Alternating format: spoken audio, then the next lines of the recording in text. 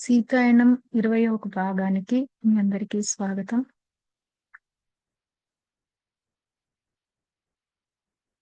నిన్న మనం ఎంతవరకు చెప్పుకున్నామంటే, సీతామాత శరీరాన్ని విడిచి వెళ్ళడానికి ఇంకొక సంవత్సరం మాత్రమే సమయం ఉంది అని వాళ్ళకి తెలిసింది. ఇప్పుడు సీతామాత, శ్రీరాముడు కొన్ని రోజుల పాటు భూమి అంతా వెళ్లి వారి ప్రేమను అంతా స్ప్రెడ్ చేసి వచ్చారు.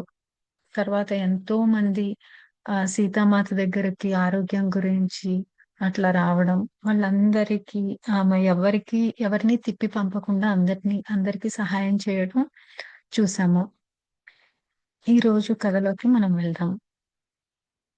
నేను గత సంవత్సరాన్ని తిరిగి చూసుకుంటే, మాత భూమిపై తాను ప్రేమిస్తున్న విషయాలన్నిటికీ వీడ్కోలు చెబుతున్నట్లు అనిపించింది. ఆ చివరి సంవత్సరాన్ని ఎంతో ప్రేమతో, మరింత గాఢతతో నింపుతోంది.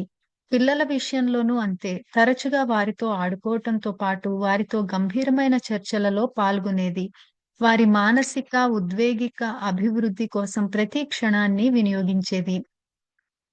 అంతేకాక తాను ముఖ్యమైనవి అని భావించిన విషయాలు వారికి చెబుతూ ఉండేది.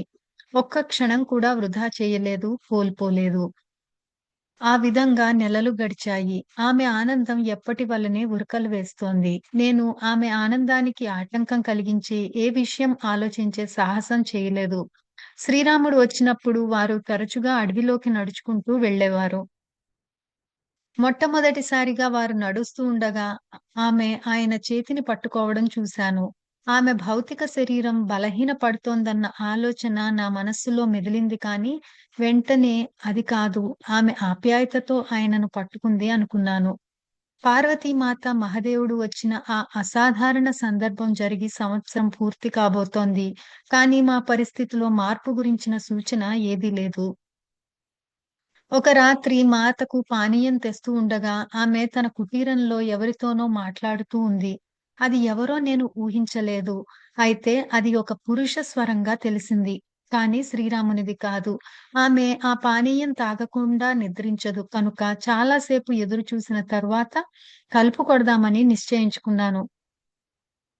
రా సోమా, నేను తలుపు తీసుకుని వెళ్లి జనక మహారాజు ఆమె ముందు నిలబడి ఉండటాన్ని చూసి నిర్ఘాంతపోయాను. ఉద్వేగం ఉప్పొంగగా నా చేతిలోని పాత్ర జారిపోయి ఆ పానీయం నేలంతా పరుచుకుంది. ముందుగా నేను స్థాణువైపోయాను, కదలలేకపోయాను. తరువాత నా కాళ్ళు ఆయన వద్దకు నడిపించగా నేను ఆయన పాదాలకు మోకరిల్లి నా నుదిటిని ఆనించి కన్నీటితో ఆయన పాదాలను కడిగాను.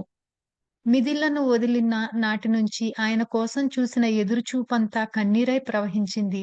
ప్రభూ, నేను ఏడ్చాను.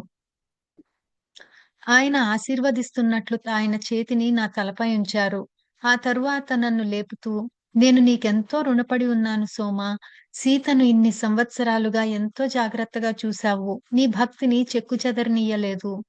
తలపైకెత్తి కళ్ళు తుడుచుకుంటూ తల అడ్డంగా ఊపాను. ప్రభూ, మీరు ఆమెకు సేవ చేయగలిగిన గొప్ప అదృష్టాన్ని నాకు ప్రసాదించారు. తరువాత నేను పాడు చేసిన నేలను చూసి నా శాలువాతో తుడవబోయాను. దాన్ని వదిలేయ్ సోమా, మనం తండ్రి గారికి త్వరగా భోజనం సిద్ధం చేద్దాం అంది మాత. నేను వారిని వదిలి ఆహారం తయారు చేయడానికై వంటశాల వైపు వెళ్ళాను. కొంచెం సేపటికి మాత కూడా వచ్చింది. నేను ఆమెను, మాతా, ఆయన ఈ విధంగా మనల్ని చూడడానికి ఎందుకు వచ్చారు? ఆమె సుదూరంగా చూసింది. నేను యువతిగా ఉన్నప్పుడు అడవిలోకి వెళ్లి గాఢ ధ్యాన స్థితిలో భౌతిక శరీరంలోకి దాదాపు తిరిగి రాలేని స్థితి ఉండడం నీకు గుర్తుంది గదా! నేను ఆ రోజు ఎన్నటికీ మర్చిపోలేను మాతా. శ్రీరాముడు మిమ్మల్ని వెనుకకు తీసుకువచ్చారు. అప్పటికి మీరు ఇంకా కలవకపోయినా, అప్పుడే మీరు ఆయనతో మీ భవిష్యత్తును చూశారు. మాత నవ్వింది. అవును. అప్పుడు నేను తండ్రి గారికి ఒక వాగ్దానం చేశాను. ఆయన అనుమతి లేకుండా నేను ఈ శరీరం వదలనని. నీకు గుర్తుందా? ఆయన ఆ మాట పూర్తి చేయడంలో తోడ్పడడానికి వచ్చారు అంది మామూలుగా. తండ్రి గారు గతాన్ని, భవిష్యత్తును చూడగలరు. ఆయన దృష్టి నుంచి ఏదీ తప్పించుకోలేదు. మళ్ళీ వర్తమానంలోకి వచ్చినట్లుగా ఆమె వంట పాత్రలను తీసుకుని, ఇప్పుడు మనం ఒక అద్భుతమైన ఆహారం సిద్ధం చేద్దాం. ఆయన ఇన్ని సంవత్సరాలుగా నా చేతి వంటను కోల్పోయానన్నారు. నేను మాటలను తెలుసుకోవడం గాని, లేక ఆయన సందర్శనకు అర్థం చేసుకోవడం గాని చేయలేకపోయాను. ఆమె ఎన్నో సంకేతాలు ఇచ్చినా, ఉన్నదాన్ని నేను చూడాలని అనుకోవడం లేదు. ఆమె నేను ఎక్కువగా గ్రహించకుండా చేసిందనుకున్నాను. మిగిలిన సాయంత్రమంతా తండ్రి కూతుళ్ళ మధ్య ఆప్యాయత వ్యక్తీకరణతో గడిచింది. నేను ఆయనకు పడక సిద్ధం చేయనా అని అడుగగా, జనక మహారాజు కొంచెం సేపట్లో వెళ్ళిపోతాను అని చెప్పారు. నేను యువతలికి వచ్చాను. తరువాత ఏం జరిగిందో నాకు తెలియదు. అయితే ఆయన వచ్చినంత అద్భుతంగానే వెళ్లారని అనుకున్నాను. ఉదయం నేను లేచేసరికి ఆయన లేకపోవడం వల్ల కొన్ని వారాల తరువాత ఒక అసాధారణ సంఘటన చోటు చేసుకుంది. అప్పుడే సూర్యాస్తమయం అవుతోంది. కాంతి అప్పటికే తగ్గిపోయింది. అయితే ఆకాశమంతా ఒక సుందరమైన గులాబీ వర్ణంతో నిండి సున్నితంగా, మౌనంగా ఆ వర్ణం గాఢమవుతోంది. మాత, నేను కుటీరం బయటకు వచ్చి ఆ దృశ్యం చూడసాగాము. ఎంత అందంగా ఉంది! నేను ఆశ్చర్యపడుతూ అన్నాను.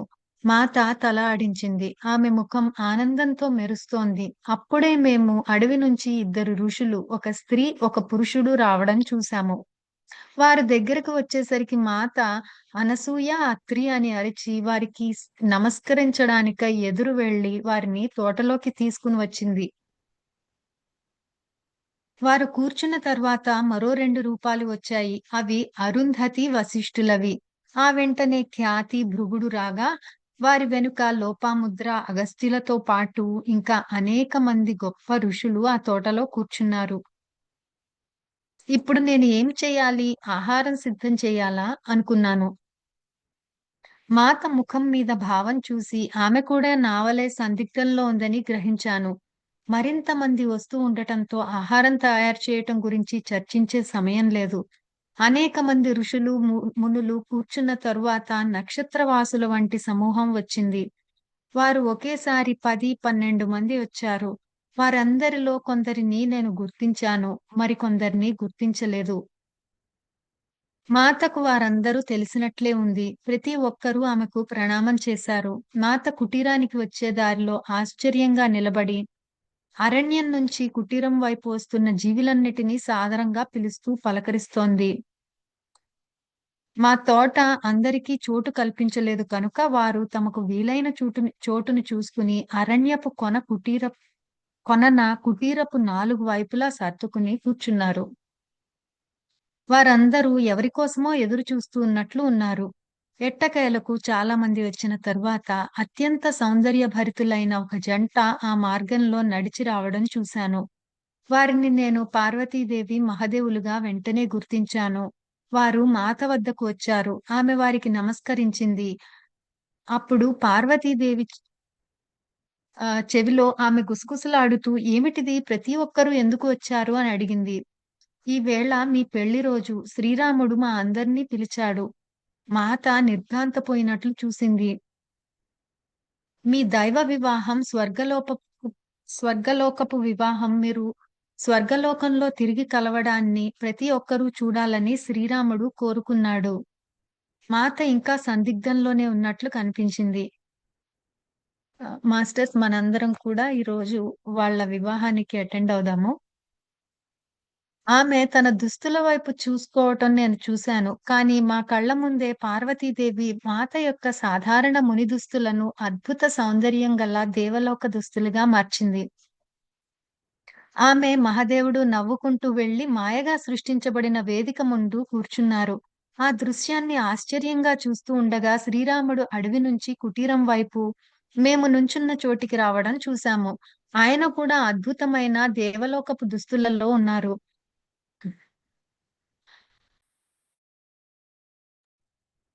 ఆయన ఆమె ముందు ఆగి నవ్వారు. ఆయన ఇదంతా ఆమె కోసం చేశారు.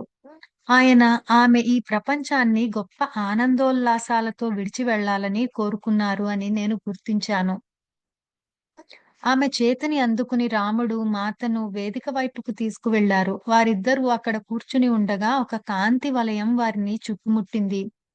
శ్రీరాముడు వచ్చిన వారందరినీ తన నుదురు తాకించి అభివాదం చేసినప్పుడు గుంపులో గందరగోళం ఏర్పడింది.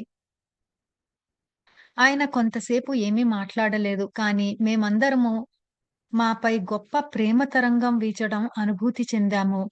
చివరిగా ఆయన మాట్లాడారు.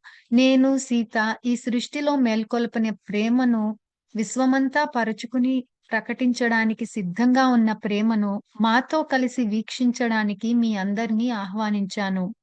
అది ఆమె తల్లి భూమాతను కష్టకాలంలో నిలిపి ఉంచే ప్రేమ. మానవాళిని ముందుకు నడపబోయే ప్రేమ. అది ఆమె ప్రేమ, నా ప్రేమ. దానిలో ఏ భేదమూ లేదు. శ్రీరాముడు మాట్లాడుతూ ఉన్నప్పుడు మాత ఆయనను కన్నార్పకుండా చూసింది. ఆయన తన చుట్టూ ఉన్న వారిని ఒకసారి చూసి పరమశాంతంగా, "ఈ సృష్టి పట్ల నువ్వు వ్యక్తీకరించిన ప్రేమకు, నీ సేవకు మా కృతజ్ఞతలు." ఆయన ఋషులతో, "మీ జీవితాలను త్యాగం చేసి, ఈ ప్రపంచానికి సేవ చేయడం కోసం మీ దేవలోకాలను వదిలి వచ్చినందుకు మీకు కృతజ్ఞతలు." తరువాత దేవుళ్ళు, దేవతలను ఉద్దేశించి, "ఈ ప్రపంచంలో సమతుల్యతను నిలిపి ఉంచే మీకు మా కృతజ్ఞతలు. మీరు లేకపోతే సహజ క్రమం అస్తవ్యస్తమైపోతుంది. మీకు మా గాఢ కృతజ్ఞతలు." ఆ తరువాత మహాదేవుడు, పార్వతీదేవులకు చల్లగా వచ్చి ఇప్పుడు వారి దగ్గరగా కూర్చుని ఉన్న బ్రహ్మదేవుడు, సరస్వతీ దేవులకు తన ప్రేమ వ్యక్తీకరించారు. "మీరు లేకుండా లోకాలే లేవు, జీవం లేదు. సర్వస్వాన్ని సృష్టించి కాలగతిని నిరంతరంగా నియంత్రిస్తూ దృశ్య, అదృశ్య లోకాల పురోభివృద్ధి కోసం ఒక జీవితాన్ని మరొక దానిని మార్పు చెందించేది మీరు.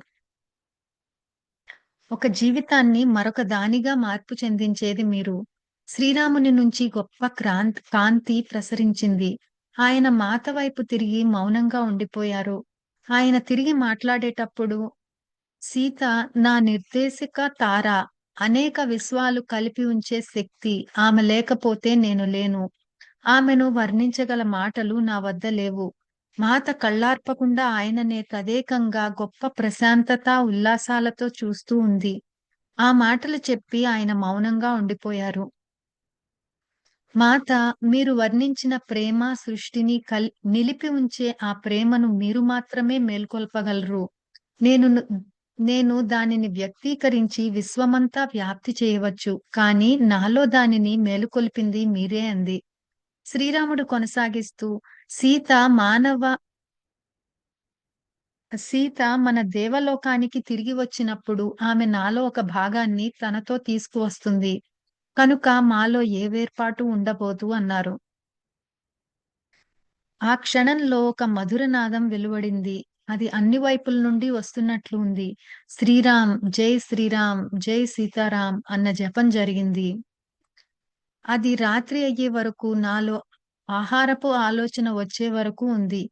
నేను ఈ అతిథులందరికీ ఆహారం ఎలా తయారు చేయగలను? నాకు ఈ ఆలోచన వచ్చిన వెంటనే ఒక పెద్ద దేవలోక సేవకుల సమూహం బుట్టలు, పళ్ళాలతో ఆహారం తీసుకుని అరణ్యం నుంచి వస్తూ కనిపించారు. వారు నన్ను రమ్మని చెయ్యి ఊపారు. నేను వారికి తెలిసినట్లుగా నేను వెళ్ళాను. ఒక పళ్ళ నా చేతికి ఇచ్చి నన్ను దారి చూపమన్నారు. నేను ఆ పళ్ళెంతో మాత వద్దకు వెళ్ళబోయాను. కానీ ఆమె చూపు ద్వారా అతిథులకే ముందు వడ్డించాలి అని అర్థం చేసుకున్నాను.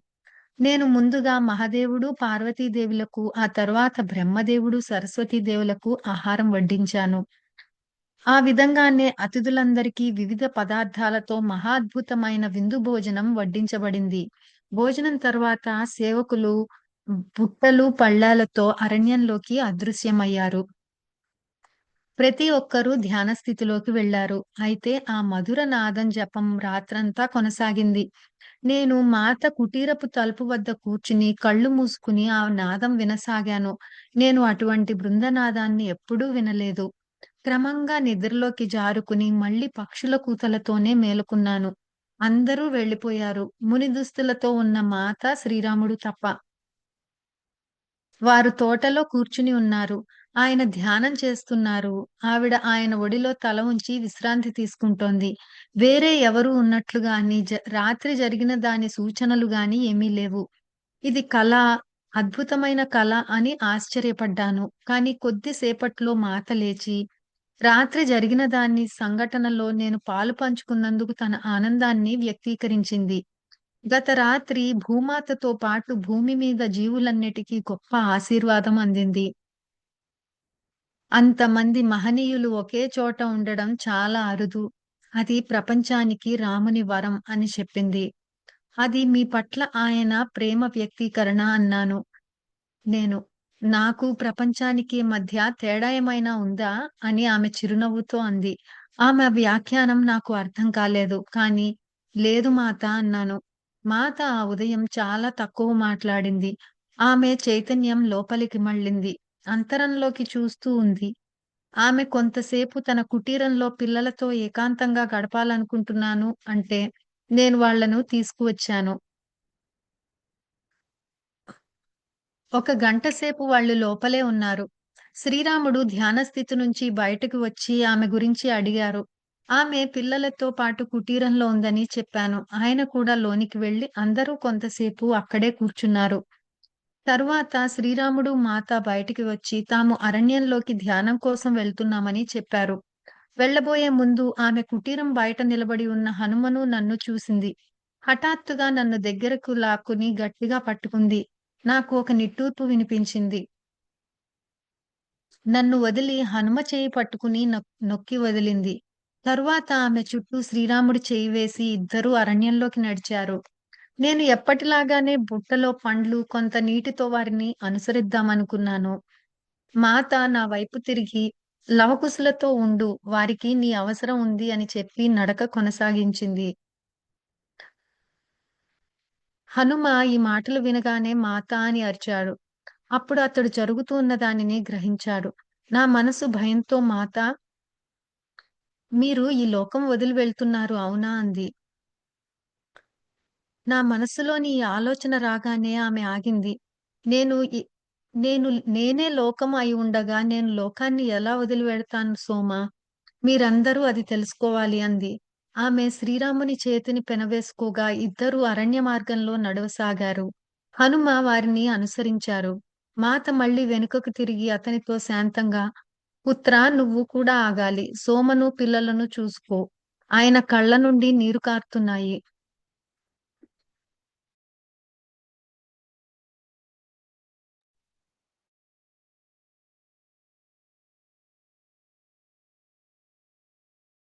మాత అనగా ఆమె వచ్చి ఆయన కన్నీరు తుడిచి, అతను నవ్వే వరకు తదేకంగా చూసింది. ఆమె మృదువుగా ఇది ఆనందించే సమయం, ఏడ్చే సమయం కాదు అంది. ఆ తరువాత మళ్ళీ రాముని చెయ్యి పట్టుకుని ఆమె అరణ్యంలోకి మాయమైంది.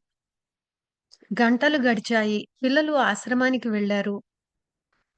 నేను నా పనులు పూర్తి చేశాను. ఇక నిలువలేకపోయాను. ఆమె దగ్గరకు వెళ్ళాలి. వారికి ఆకలి వేస్తుందేమోనని బుట్ట, పండ్లు, నీరు తీసుకుని అడవి వైపుకు నడిచాను. హనుమ వాకలి వద్ద నిలబడి వారిద్దరూ లేదా వారిలో ఒకరి కోసం ఎదురు చూస్తూ ఉన్నారు.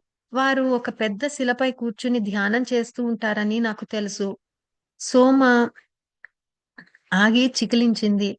ఆ ప్రదేశం ఇక్కడే బయట ఉంది. అక్కడ వారి కోసం నేను గుడిసె కట్టాను. అక్కడే శ్రీరాముడు, మాత ధ్యానం కోసం వచ్చేవారు అని ఆమె కొనసాగించింది. నేను పండ్లు, నీళ్లతో వెళ్ళాను. వారు ధ్యానం చేస్తూ ఉండడం చూశాను. శ్రీరాముని చెయ్య ఆమె తలపై ఉంది. వారు ఎంతో సన్నిహితంగా కూర్చున్నారు. నేను బుట్ట, కూజా కింద పెట్టేసరికి మాత కొద్దిగా కళ్ళు తెరిచి కృతజ్ఞతలు సోమా అంది ఎంతో కరుణతో. నువ్వు చేసిన ప్రతి దానికి కృతజ్ఞతలు అని మళ్ళీ కళ్ళు మూసుకుంది. నేనేమీ మాట్లాడకుండా వెనుతిరిగి వచ్చాను. అయితే ఏదో నన్ను వెనక్కి తిరిగేటట్లు చూసింది. ఆమె నన్ను బలంగా లాగుతున్నట్లు అనిపించింది. దాంతో నేను గబగబా వెనుకకి తిరిగి మాత లోకంలో కలిసిపోవటం చూశాను.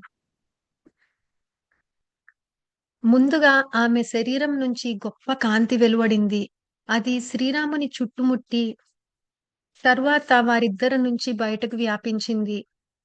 అది అనేక కాంతి బిందువులుగా విడిపోయి అన్ని వైపులా వ్యాపించింది. వర్షపు మెరుపు ఆకాశాన్ని నింపి భూమి మీద పడినట్లుగా అడవినంతా కప్పివేసింది. నేను కాంతి ప్రవాహాలను అనుసరించి అది భిన్న వర్ణాలుగా ఇంద్రధనుస్సు కాంతిలా విచ్ఛిన్నమవడం చూశాను. అది భూమి, ఆకాశం ప్రతి దానిలోనూ ఐక్యమయింది.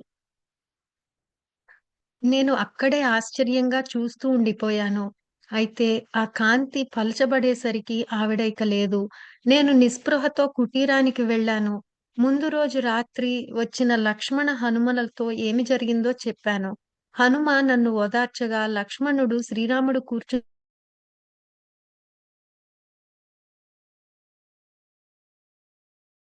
లక్ష్మణుడు తిరిగి రాలేదు. వారిద్దరూ రావడం చూసి నేను వారి వద్దకు పరిగెత్తాను. శ్రీరాముడు మాత వలె మునిదుస్తులు ధరించి ఉండటంతో మొదట నేను ఆయనను మాత అనుకున్నాను. కానీ దగ్గరగా వచ్చేసరికి ఆయన అని అర్థమైంది. మాత ఎక్కడా కనబడలేదు. నేను ఆయన పాదాలపై పడి ఏడవసాగాను. మాత వెళ్ళిపోయింది. మన వద్ద నుంచి వెళ్ళిపోయింది అని. శ్రీరాముడు నన్ను లేపి నా కళ్ళల్లోకి ఆయన మాత్రమే సాధ్యమైన శాంతితోనూ, స్థిరత్వంలోనూ చూస్తూ తియ్యగా, "నువ్వు ఆమె వెళ్తుంది అనుకుంటేనే వెళ్తుంది సోమా! నీ మనస్సును నిన్ను వంచించనివ్వకు. ఆమె వెళ్తే లోకమే అంతమవుతుంది." తరువాత కొన్ని రోజులు కలలాగే గడిచాయి. శ్రీరాముడు, లవకుశులను తమ తల్లి మార్పు చెందిన వాస్తవానికి సంసిద్ధులను చేశారు. బాలుర విద్యాభ్యాసం ముగిసే వరకు వారు ఆశ్రమంలోనూ, మందిరంలోనూ గడిపేటట్లు కాల విభజన చేశారు. ఆ విధంగా వారు తమకు ఎంతమాత్రమూ అలవాటు లేని అయోధ్యలో జీవితానికి అలవాటు పడగలరు. నేను బాలుర సంరక్షణను కొనసాగించాను. హనుమ వచ్చి వెళ్తూ ఉన్నారు. ఆయన నన్ను జాగ్రత్తగా చూసుకుంటూ నాకు ఆహారం తెస్తున్నారు. మాత ఆయనలో నుంచి ప్రవర్తిస్తున్నట్లుగా మా పాత్రలు తారుమారై మాత నన్ను శ్రద్ధగా చూస్తున్నట్లు ఉంది. అది నాకు కొత్త విషయం. అయినా గొప్ప సంతృప్తిని ఇచ్చింది. లవకుశులు పూర్తిగా మందిరానికి మారేటప్పుడు శ్రీరాముడు నన్ను కూడా రమ్మన్నారు కానీ, నేను ఈ చోటు వదలలేను. సంవత్సరాలు గడిచాయి. నేను మాతలేని లోటును భయంకరంగా అనుభవించసాగాను. వనవాసంలో ఉన్నంత కాలము నేను ఆవిడ లోటును ఎన్నడూ భావించలేదు. కానీ ఇది భిన్నమైనది. ఒకరోజు ఆ విచారం తీవ్రమై నేను భూమాతపై పడి, "మా అమ్మను ఎందుకు తీసుకువెళ్ళావు?" అని ఏడ్చాను. నేను ఎందుకు ఆమెతో వెళ్ళలేకపోయాను? అప్పుడే నాకు పాదాల చప్పుడు వినపడింది. 2 చేతులు నన్ను నేల మీద నుంచి లేపుతున్నాయి. నేను ఆయన మధురమైన శ్రద్ధతో నిండిన స్వరాన్ని విన్నాను. "సోమా, ఎందుకు ఏడుస్తున్నావు?" నేను శ్రీరాముని ప్రశాంతమైన, నిశ్చలమైన కళ్ళలోకి చూశాను. ప్రభు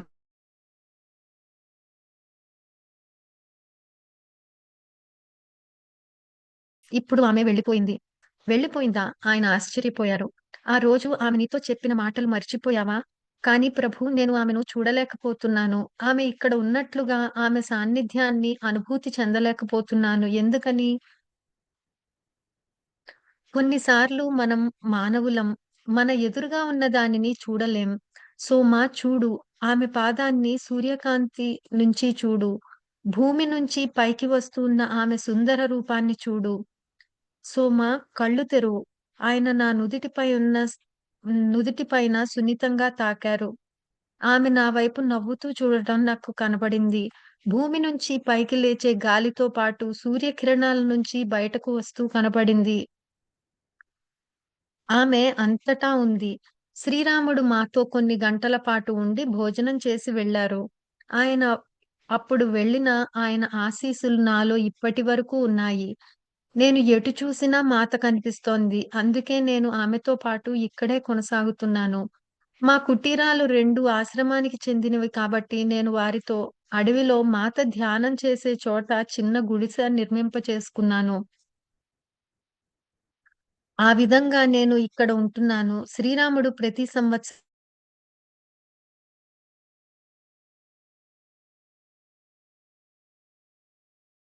తీసుకువస్తారు. నేను వారి కుమార్తెలను, మాత యొక్క మనవరాళ్లను ఆమెకు మాట ఇచ్చినట్లే ఎత్తుకున్నాను. అయితే శ్రీరాముడు ఈ ప్రపంచాన్ని వదిలి వెళ్ళిన తరువాత నేను లవకుశులను ఎక్కువగా చూడలేదు.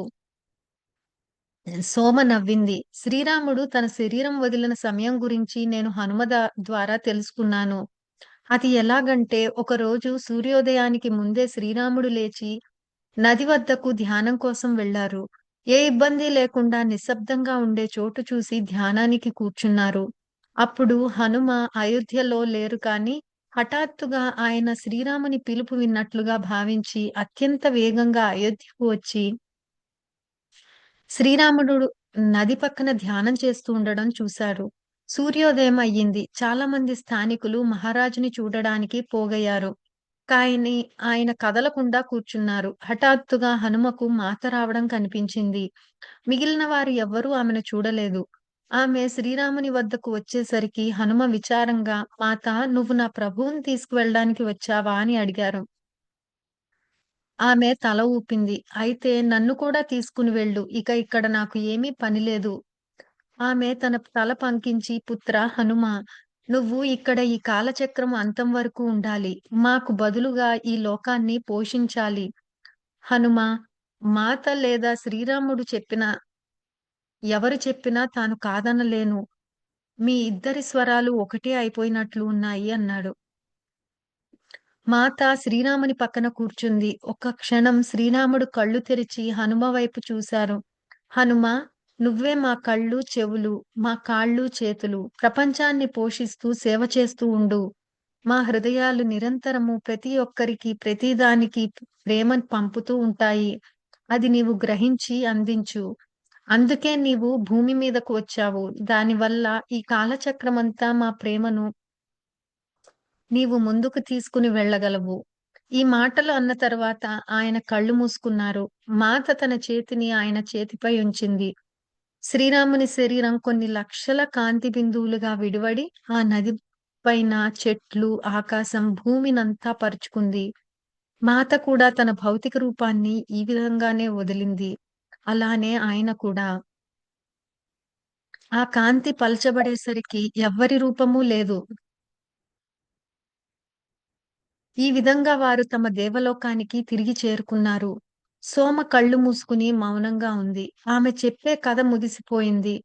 కాలం ఎంతో సుదీర్ఘం అనిపించింది. ఆ చీకటి గదిలో పూర్తి నిశ్శబ్దం అలుముకుంది. సాయంత్రం మాకు తెలియకుండానే రాత్రిగా మారింది. హఠాత్తుగా కొన్ని దీపాలు వెలిగాయి. నేను కళ్ళు తెరిచి చుట్టూ చూడగా, ఆ గది అంతా కూర్చుని, నిలబడి ఉన్న ఋషులతో నిండిపోయింది. వారందరూ సోమ, సీతారాముల కథను చెప్తూ ఉండటంతో వినడానికి వచ్చారు. సోమ హఠాత్తుగా కళ్ళు తెరిచి, ఆశ్చర్యానందాలతో "చాలా కాలం తర్వాత మీరొచ్చారన్నమాట" అంది. ఆమె ఎవరిని అంటోందా అని నేను చూశాను. ఒక ఋషి తలుపు దగ్గర ఒంగుని ఉన్నారు. ఆయన మిగిలిన వారి కంటే భిన్నంగా కనిపించారు. అయితే సరిగ్గా చూడడానికి సరిపడినంత వెలుతురు లేదు. ఆయన ఆమెకు బాగా తెలిసినట్లు అనిపించారు. "మన్నించు సోమ, నేను చాలా దూరం వెళ్ళాను. శ్రీరాముడు, సీతామాతల పేర్లు విని వచ్చాను.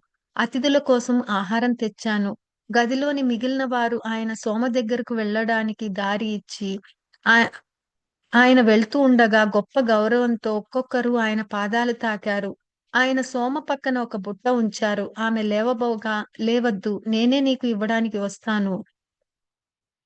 ఆమె మోకాళ్ళపై లేచి తలను ఆయన పాదాలపై ఉంచి, "నేను మిమ్మల్ని చూడగలిగాను, అంతే చాలు" అంది. ఆయన నవ్వి వచ్చినంత వేగంగానూ గదిని వదిలి వెళ్లి చీకట్లో మాయమయ్యారు. ఇప్పుడు సోమ నుంచి గొప్ప ఆనందం వెల్లివిరిసింది.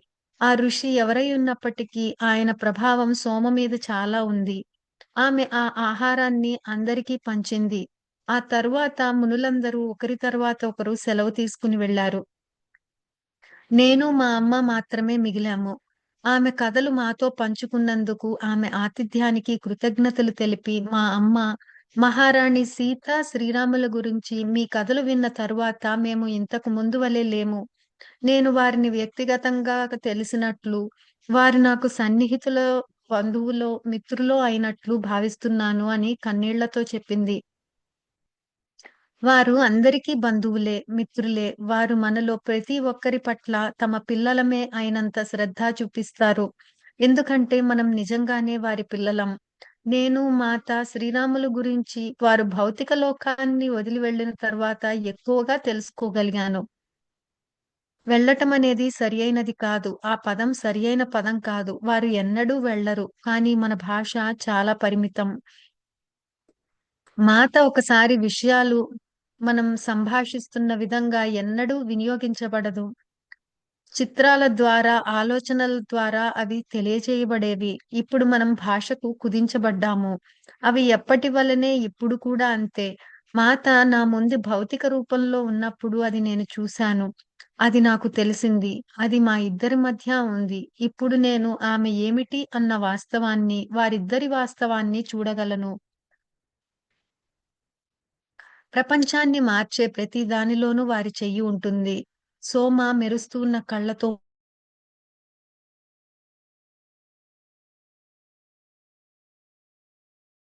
నడిచి రావడాన్ని, ఆమె రూపాన్ని చూస్తాను. ఆమె నేను వెళ్ళిపోలేదు. అవి నాకు గుర్తు చేయడానికి అలా వచ్చిందని నాకు తెలుసు.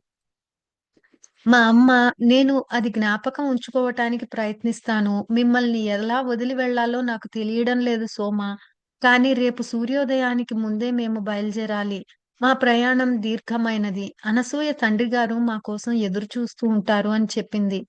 మా మాట విన్న నేను ఆగలేక, "అమ్మా దయచేసి కొన్ని రోజులు ఉందాం. అలా అనకు. అది సాధ్యం కాదు. కానీ నాకు ఇష్టం లేదు" అని ఏడుస్తూ అన్నాను.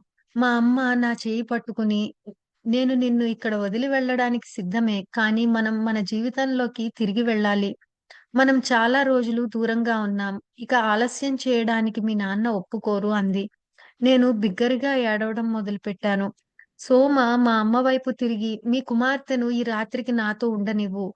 రేపు ఉదయం మీరు వచ్చేసరికి ఆమె మీతో రావడానికి సిద్ధంగా ఉంటుంది." ఆశ్రమం నుంచి ఒక విద్యార్థి మా అమ్మను కుటీరం వద్దకు తీసుకువెళ్ళడానికి వచ్చాడు. దాంతో నన్ను సోమ వద్ద వదిలి ఆమె వెళ్ళింది. మా అమ్మ వెళ్ళిన వెంటనే సోమ నాకు వెచ్చని పానీయం చేయడానికి లేచింది. ఇది నేను మాత రాత్రి నిద్రపోబోయే ముందు ఆమెకు చేసే పానీయం. ఇది నీకు ఉపయోగపడుతుంది. సోమ, నేను బతిమాలే స్వరంతో మొదలుపెట్టాను. మా అమ్మను నేను నీతో ఉండటానికి ఒప్పించు. నేను నీకు సేవ చేస్తూ నీతో పాటే ఉందామనుకుంటున్నాను. నాకు వెళ్ళాలని లేదు. నేను వెళ్ళలేను. నా హృదయం బాధతో బరువెక్కింది. ఆమె నా వేడుకోలుతో కదిలిపోయినట్లయింది. కానీ తల్లి నువ్వు వెళ్ళాలి అంది మృదువుగా. నేను జీవితపు చివరి దశలో ఉన్నాను. నువ్వు మొదట్లో ఉన్నావు. గతాన్ని వదిలి భవిష్యత్తుపై దృష్టి సారించు. నా ముఖాన్ని చేతుల్లో కప్పుకుని ఏడ్చాను.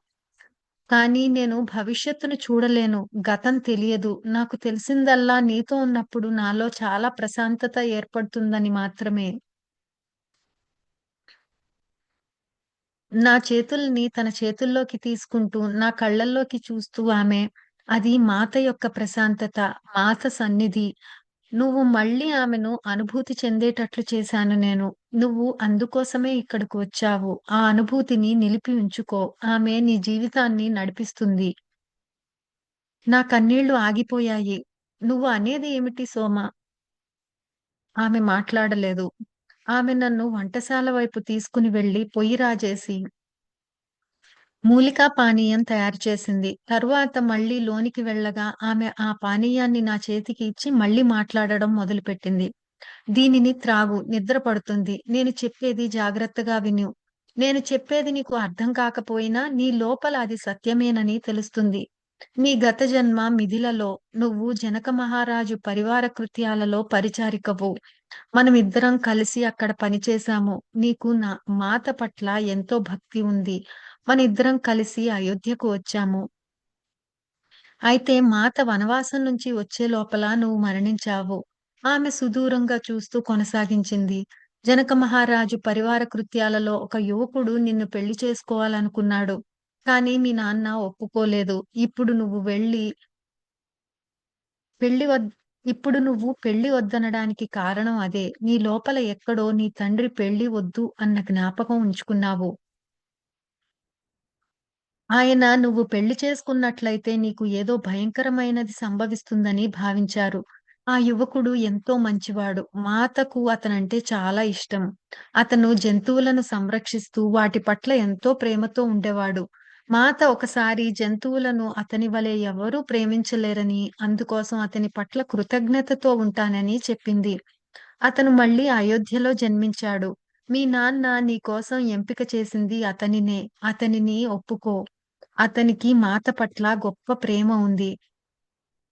ఇది మాత ప్రణాళిక. మాత హనుమతో చివరిసారిగా అయోధ్య వచ్చినప్పుడు ఆమె మిథిలలోని అనేక మంది ఇప్పుడు అయోధ్యలో జన్మించి పిల్లలుగా ఉన్నారని చెప్పింది. ఆమె వారిని గుర్తించింది. ఆమె చెప్పలేదు కానీ ఆమె పట్ల ప్రేమయే వారిని మరణం తర్వాత అయోధ్యకు ఆకర్షించిందని నాకు తెలుసు. ఆమె మిథిల నుంచి వచ్చిన వారు జనక మహారాజు పాదుకొల్పిన విలువలను ఇక్కడికి తెస్తారని నాతో చెప్పింది. ఇది గొప్ప ప్రాధాన్యత, శక్తి సంతరించుకుంటున్న రాజ్యం. వారు తీసుకువచ్చేదంతా భవిష్య చిత్రాన్ని అర్థం చేసుకోలేకపోయినా అది గొప్ప మంచి కోసమేనని విశ్వసించగలము. నేను ఆమె వైపు ఏ భావమూ లేకుండా చూశాను. నాకు వీటిలో ఏ ఒక్కటీ జ్ఞాపకం లేదు. నీకు జ్ఞాపకం రాలేదని విచారపడకు. దానికి ఒక కారణం ఉంది. గతాన్ని తవ్వుకోవడం వల్ల ఏ ప్రయోజనమూ లేదు. జన్మకు ఏది అవసరమో అది చూడాలి. నీకు ముందు ఎన్నో ఆశ్చర్యాలు ఎదురవుతాయి. వీలైనంత వరకు మాతను పట్టుకుని ఉండు. నువ్వు ఇక్కడి నుంచి వెళ్ళబోయే ముందు హనుమ చెప్పిన కథ ఒకటి చెప్తాను. ఇది భవిష్యత్తు కోసం కథ. నువ్వు నీతో పాటు ఇంకా అనేక మంది కలిసి సృష్టించే కథ. హనుమ శ్రీరాముడు నది ఒడ్డున సీత కాంతి శరీరంతో పాటు కూర్చుని ఉండడం చూశాడు. అది మామూలు కళ్ళకు కనబడదు. శ్రీరాముడు గాఢ ధ్యానంలో ఉన్న సంగతిని విని అనేక మంది గుమిగూడారు. శ్రీరాముడు తన భౌతిక శరీరాన్ని వదిలే ముందు హనుమ కోసం చూశారు. ఆయన హనుమతో తన చివరి మాటలు మాట్లాడిన తరువాత ఆయన భౌతిక రూపం విచ్ఛిన్నమైంది. హనుమ అదృశ్య లోకాల నుంచి మాతా శ్రీరాముడు ఇద్దరి స్వరము కలిసినట్లుగా వచ్చే మాటలు అవి అని అన్నారు. ఇప్పుడు దేవలోకాలలో చొచ్చుకుని పోయే ప్రేమ భూమిలోకి, దాని జీవులన్నిటిలోకి కూడా చొచ్చుకుని పోతుంది. అయితే మనిషికి మాత్రమే ఈ ప్రేమను స్వీకరించే సామర్థ్యం, దానిని మేల్కొల్పే శక్తి ఉంది. హనుమ ఈ ప్రేమ యొక్క పరిపూర్ణ వ్యక్తీకరణ. ఈ సామర్థ్యం అందరిలోనూ మేల్కొల్పేలా నువ్వు చూడాలి. అది మాకు వారి వీడ్కోలు సందేశం. ప్రేమ కోసం మన స్వీయ సామర్థ్యాన్ని మేల్కొల్పడం. సోమ కళ్ళు మూసుకుంది. ఆమె